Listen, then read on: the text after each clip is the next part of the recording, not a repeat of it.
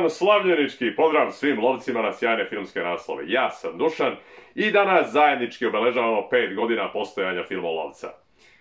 Šta se sve izdešavalo za ovih 5 godina, nevjerojatno je i opisati, pogotovo zato što znate da nedavno je proslavljeno tih čuvenih 100.000 pratilaca, što je zaista jedno zapanjujuće dostignuće, kome nisam ni mogao da sanjam.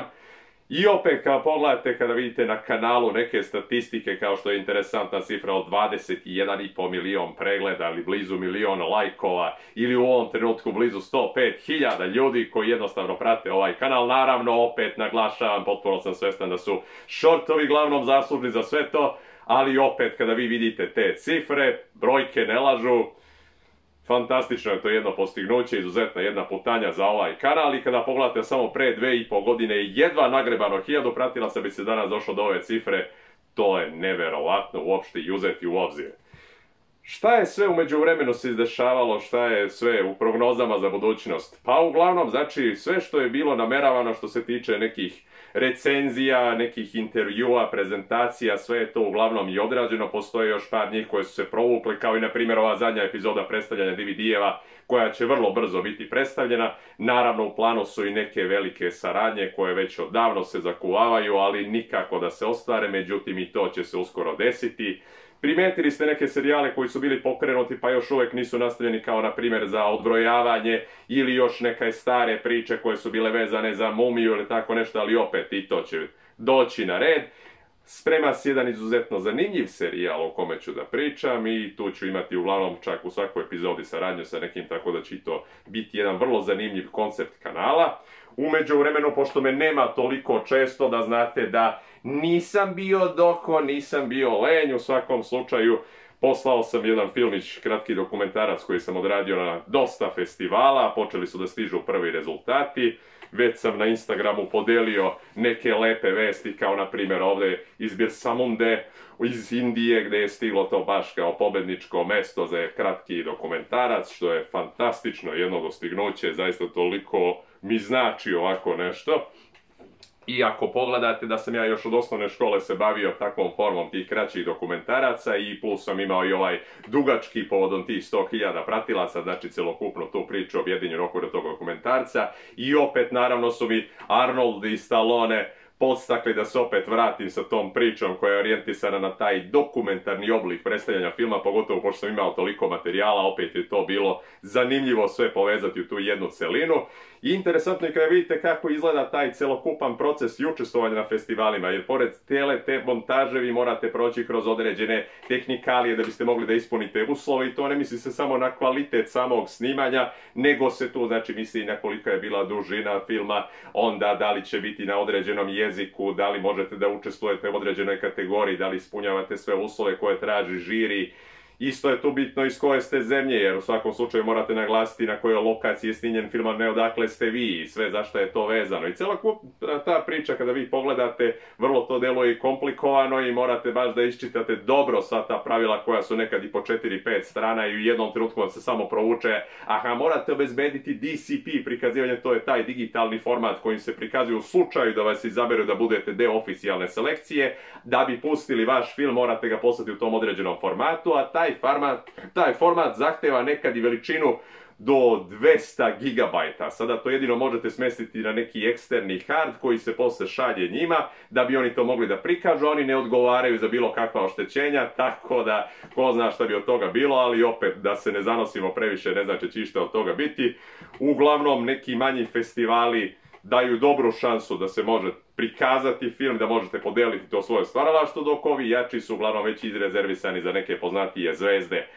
Tako da je tu mala šansa da će od toga nešto bude. Ali opet, svaka nagrada, priznanje, jednostavno da ste primećeni, to znači. I čim je film prikazan, to je odlično.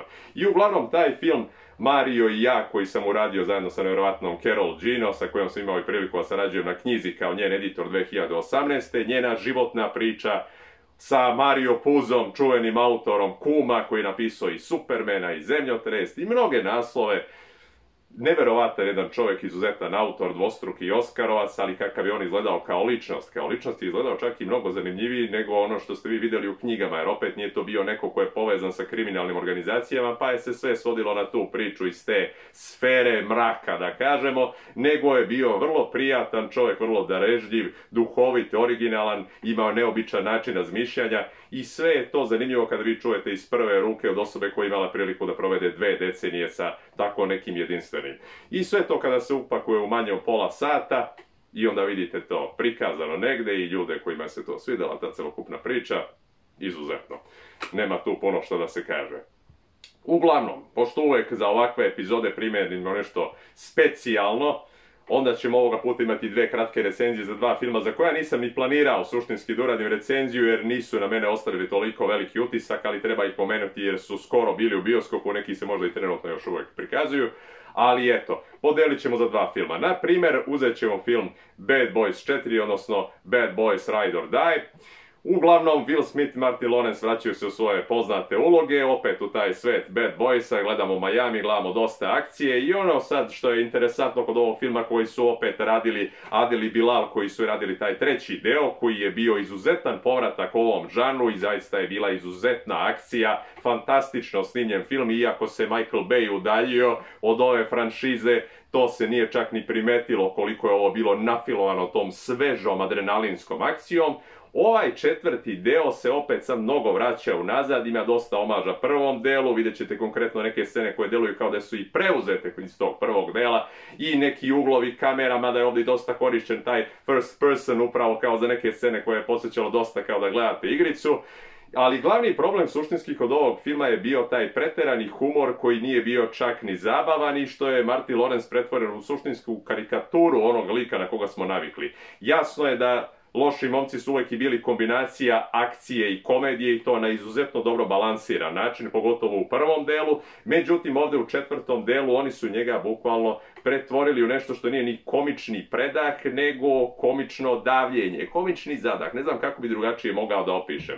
On bukvalno samo tu služi da bi bio jedna poštapalica za Will Smithovo delovanje kako je on cool lik i svi mi znamo da je on cool lik, međutim ovaj film nije to toliko dobro prikazao. Eric Dane je bio veoma zanimljiv negativac, ali je problem isto sa njim što u potpunosti nije iskorišćen i sve se isvodilo samo na njegovu pohlepu i želju da dođe do tih $1.000.000, a suštinski nećete imati neku finalnu borbu koja će na vas ostaviti utisak, iako je on delovao onako impresivno i dominantno, ništa od toga nije toliko prikazano, imale su jako zanimljive scene borbe, izuzetno je dobro odrađena ta akcija, sve to snimljeno bukvalno kao što je bilo u tom 3. delu, ali opet je dosta toga nedostajalo.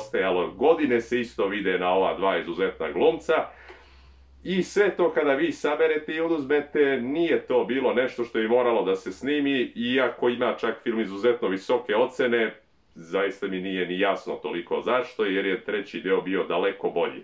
Prvi deo će u svakom slučaju ostati najbolji od ove kvadrilogije, koja je za sad kvadrilogija, da će možda biti taj 5. deo. Vidjet ćete, uglavnom, rekao, celokupna ta priča se ovoga puta vrti oko njihovog šefa koga više nema nakon 3. dela, međutim smatra se kako on bio umešan u te neke prljave poslove, kako je sakrio gomile milione ko upravo Eric Dane, odnosno negativac, i traži u ovom filmu, i oni pokušavaju da saperu ljagu sa tog svog čuvenog šefa. Tako da vidjet ćete, Joe Pantoliano se znači na kratko opet ovdje pojavljuje i to na neobičan način, s obzirom kako su ga povezali sa ovom pričom, da su prešli malo u domen nadprirodnog. Sad, koliko je se to uklopilo u ovu franšizu, ne znam baš. Uglavnom, što se mene tiče, film zaslužuje 4 zlatna diska maksimalno i to opet više zbog nostalgije, zbog toga što jednostavno volim ove likove i što je Will Smith izuzetan lik, nebitno da li šamara ili ne. Dobit će i ono da nekih šamara, tako ćete vidjeti, ali naglašavam, jedna je to eksplozivna akcija, ali van toga nećete mnogo drugoga dobiti. Tako da, ako ste voljni za tako nešto, za takvu vrstu opuštanja, samo izvolite. Drugi film koji bih preporučio bi znači bio Hitman, odnosno Richard Linklaterov Hitman, gdje je sad glavna uloga Glen Powell, koji se predstavlja kao taj profesor, pošto je film i rađen delimično po istinitom događaju, koji radi honorarno kao ne da profesionalni ubica, nego kao čovjek koji se pravi da je profesionalni ubica, time što radi suštinski za policiju i time hvata ljude koji traže usluge od takvih honoraraca koji jednostavno nude da će da smaknu nekoga za njih. I naravno to posle sve završi na sudu i mi upravo uz njih i otkrivamo kako izgleda ta celokupna procedura kada nekoga i dovedete na taj način pred porotu za sve ono što je napravio i neka dođe i nekih oslobađajućih slučajeva ili ne. Vidjet ćete kako sve to izgleda. Uglavnom, problem nastaje kada se zaljubljuje u jednu od tih klijentkinja koja htjela ga angažuje da smakne njenog supruga.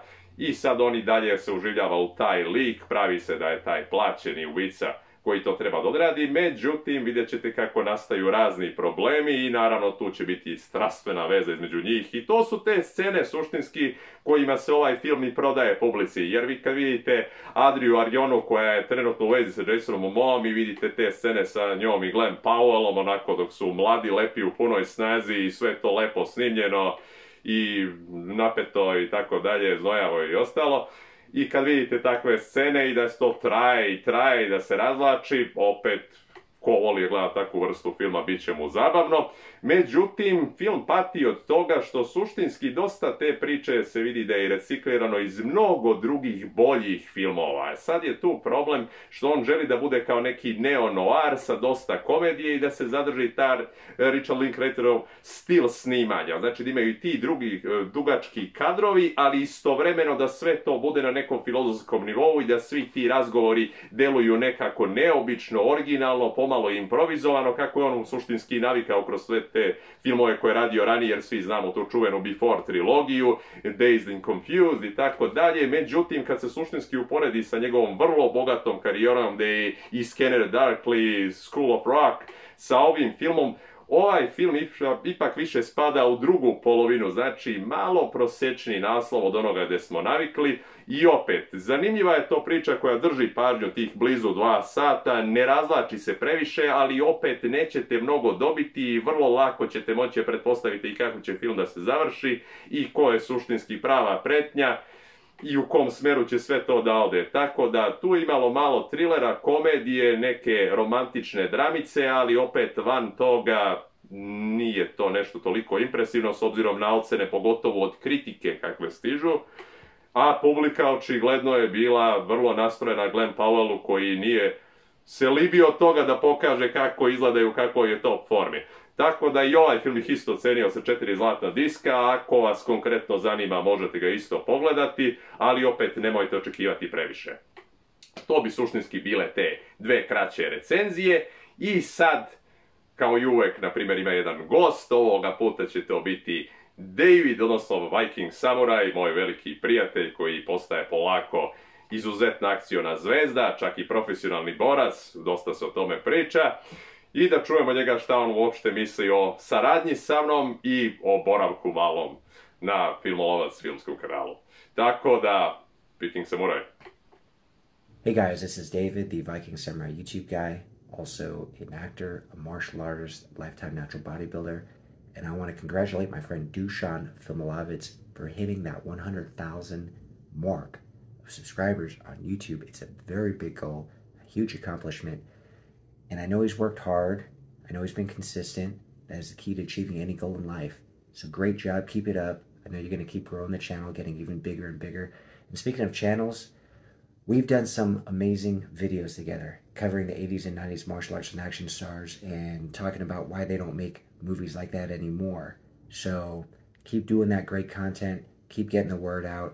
Keep basically doing everything you're doing and more success will come.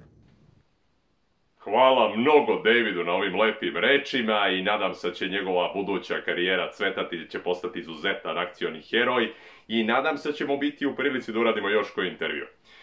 Inače, za kraj ovog videa ispred mene se nalazi jedna kutija koja je već duže vreme kod mene, ali je čuvana za ovu specijalnu priliku, tako da bi ovo mogao da postane jedan unboxing video.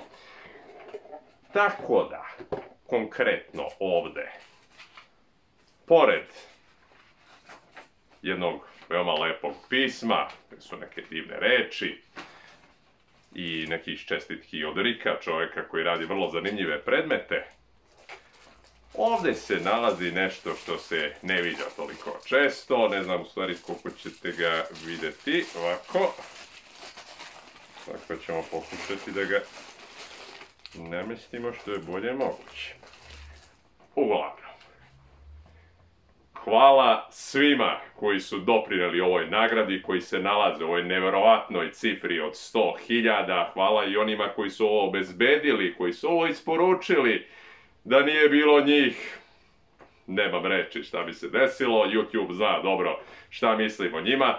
Uglavnom, bilo je ovo jedno izuzetno putovanje, zaista toliko je divno biti deo ovoliko nečega značajnog i hvala svim onima koji su ostali od početka i do kraja i koji će u budućnosti biti sa mnom. I nas čekaju mnoge avanture, bit će tu mnogo zanimljivih i priča, intervjua, recenzija, svega i svačega za one koji su pravi ljubitelji filma. I ko zna, možda bude i nekih drugih nagrada, ali o tom potom vidjet ćemo. Uglavnom, velika zahvalnost od vašeg filmolovca na svemu do sada, a mi se viđamo uskoro i srećan lov!